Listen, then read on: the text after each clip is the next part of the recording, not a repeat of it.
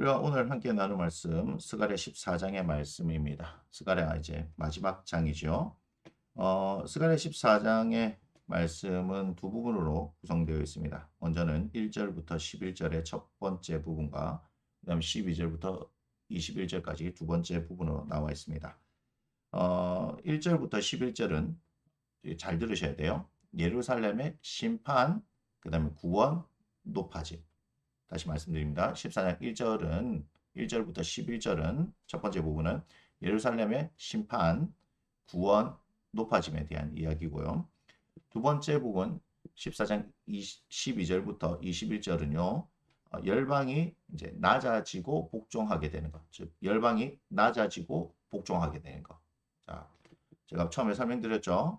예루살렘의 심판, 구원, 높아짐. 두 번째는요. 열방이 낮아지고 복종하게 되는. 제가 손가락을 5개 접었죠.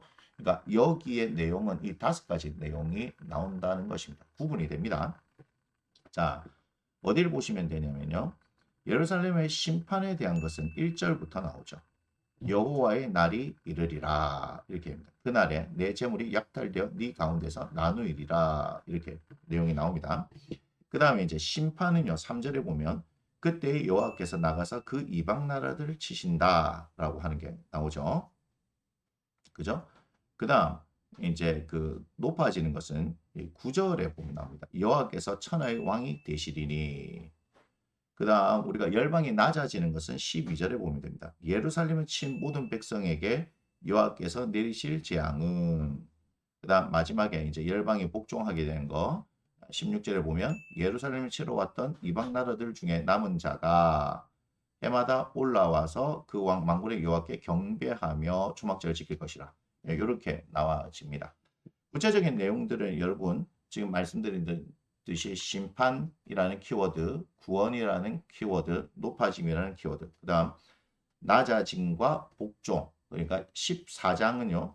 이 5가지의 키워드를 가지고 읽으시면 이해하는데 어렵지 않겠습니다. 그래서 이제 우리가 다시 심판에 대한 게 1절, 2절이죠. 그러니까 보니까 내 재물이 약탈되어 네 가운데서 나누고 2절 내가 이방 나라들 모아 예루살렘과 싸우게 하리니 이렇게 나오죠. 그 내용들을 보시면 될 거고요. 3절에 이제 구원은 이렇게 얘기합니다. 8절을 한번 볼게요. 쭉 다른 내용들을 쭉 보시면 되는데 8절을 보면 그날의 생수가 예루살렘에서 솟아나서 절반은 동해로 절반은 서해로 흐를 것이라. 여름에도 겨울에 그러하리라. 그 내용들입니다. 결국은 하나님께서 이 예루살렘을 구원하시겠다 하는 내용들을 쭉 읽어보시면 되는데 결국은 생수가 솟아난다. 예루살렘에 솟아난다는 것은 그 가운데 생명력이 있고 그 다음에 회복되어졌다는 것을 우리가 생각해 볼 수 있잖아요. 그죠? 그러니까 우리가 1절, 2절과는 전혀 다른 상황으로 가지는 것을 알게 되어집니다. 그리고 예루살렘이 어떻게 높아지느냐 하는 것은 9절 한번 보세요. 여호와께서 천하의 왕이 되시리니 이렇게 얘기하죠. 그죠? 그 다음에 이제 11절에 사람이 그 가운데에 살며 다시는 저주가 있지 아니하리니 예루살렘이 평안히 서리로다. 여기서 우리가 잘 생각해 봐야 될 부분이 있습니다. 뭐냐면요. 높아지는 것. 그러니까 우리가 높아지는 것은 뭐냐면 하나님께서 높아지시면 되는 거예요. 요걸 잘 하셔야 됩니다. 우리는 사실 교만해서 우리가 높아지려고 하죠. 그런데 하나님을 우리가 높여버리면 그 하나님이 높아지신과 동시에 우리가 함께 높아지는 거예요. 이것이 이론적으로는 되어질 때 실제적으로 사실은 잘 되지 않거든요. 하지만 여러분의 삶에 있어서 여러분이 높아지는 것, 그것 외에도 여러분의 삶이 형통케 되어지기 위해서는 절대적으로 하나님을 높이시는 일, 하나님을 드러내는 일에 힘써야 합니다. 그러면 하나님께서 우리를 높이시고 형통하게 하신다는 것을 여러분 꼭 기억하셔야 됩니다. 이게 지혜입니다. 자, 그 다음에 이제 12절을 보면 예루살렘을 친 모든 백성에게 여호와께서 내리실 재앙은 이러하니 이렇게 얘기하죠. 그죠? 예. 그러면서 이제 그 재앙들에서 쭉 얘기를 합니다. 그러면서 이제 15절에 또 이렇게 나죠. 말과 노새와 낙타와 나귀와 그 진에 있는 모든 가축에 미칠 재앙도 그 재앙과 같으리라 하면서 12절은 이제 재앙으로 시작해서 재앙으로 이제 끝나는 것. 결국 하나님께서 열방들 가운데 재앙을 내리심으로 말미암아 그들이 낮아지죠. 어, 그 다음에 그 가운데서 우리가 또 살펴볼 수 있는 것은 이제 유다도 보죠. 14절. 유다도 예루살렘에서 싸우리니 이때 사망에 있는 이방 나라들 보호하고 금은과 의복이 심히 많이 모여질 것이요 하는 이 장면들을 가만히 보면 열방을 낮추시지만 또한 유다를 이제 풍성하게 하시는 그런 하나님의 은혜가 있는 것을 우리가 또 볼 수 있습니다. 자, 16절 보면 이게 제일 중요한 것 같아요. 보니까 스가랴 전체를 이렇게 볼 때 이게 제일 중요하다라고 저는 개인적으로 생각하는데 16절 보니까 예루살렘 치러 왔던 이방 나라 중에 남은 자가 해마다 올라와서 그 왕 만군의 여호와께 경배하며 초막절을 지킬 것이라. 이게 무슨 얘기예요? 예루살렘을 치러 왔다. 원수였죠. 원수. 그런데 원수였던 그 이방 나라에 있는 그 사람들 중에 얼마가 누구를 알게 되었냐면 하나님을 알게 되죠. 그래서 하나님 앞에 예배하러 나오는 그런 장면이 나옵니다. 이건 굉장히 놀라운 일이에요. 굉장히 놀라운 일. 지금 사실 이제 그러한 일들이 일어났기 때문에 예수 그리스도를 통해서 모든 민족에게 복음이 전해지고 있는 그런 상황이 펼쳐져 있지 않습니까? 자, 그래서 하나님께서는 이제 그렇게 상황들을 변화시키는 것을 우리가 볼 수 있습니다.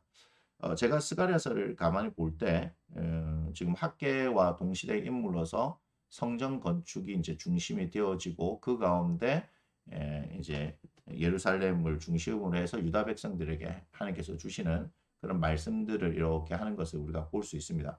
그런데 제가 이 스가랴서를 쭉 보면서 이 16절 이후에 있는 이 모습들이 가장 아름다운 모습이 아닌가 하는 생각을 합니다. 결국 하나님께서 하시고자 하시는 것은 무엇이냐 하는 걸 볼 때 유다, 예루살렘을 중심으로 한 유다 백성들의 어떤 회복뿐만이 아니라 하나님께서 그들과 함께 하심으로 말미암아 중요한 걸 잘 생각해 보셔야 돼요.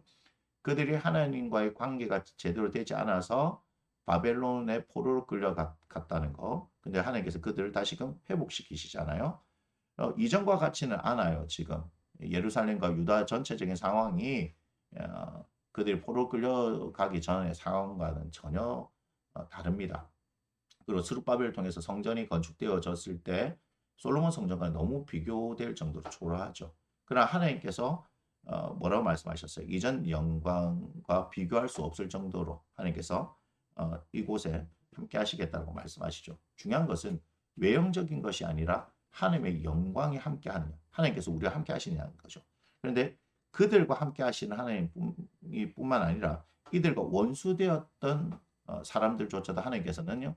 바꾸셔서 그 하나님을 섬기게 하신다. 이게 왜 중요합니까? 모든 나라의 하나님, 그죠? 그 하나님이 되시겠다는 뜻이죠. 그러니까 하나님께서는 이스라엘만을 위한 하나님이 아니라 모든 나라의 하나님이 되시겠다는 그런 뜻이죠. 그렇게 되면 어떻게 될까요? 이 유다에 있었던 싸움이 더 이상 일어나지 않는 영원한 평화 가운데로 나아가지 않겠습니까? 사랑하는 여러분, 스가랴서를 통해서 우리가 기억해야 될 것 여러 가지 많은 것들을 하나님께서 말씀하셨지만 저는 이 스가랴서를 마무리하면서 마지막으로 여러분들에게 부탁드리고 싶은 것은 하나님께서 여러분들 가운데 계시기를 그렇게 소망하고 그분을 모시고 그분을 높이며 그분의 이끄심대로 살아가면서 실제적으로 여러분의 삶 가운데 그 하나님께서 여러분들을 이끄시고 보호하시고 높이시는 그런 형통함의 역사들이 나타났으면 좋겠다는 생각을 가지면서 스가랴 14장의 말씀을 마무리하도록 하겠습니다.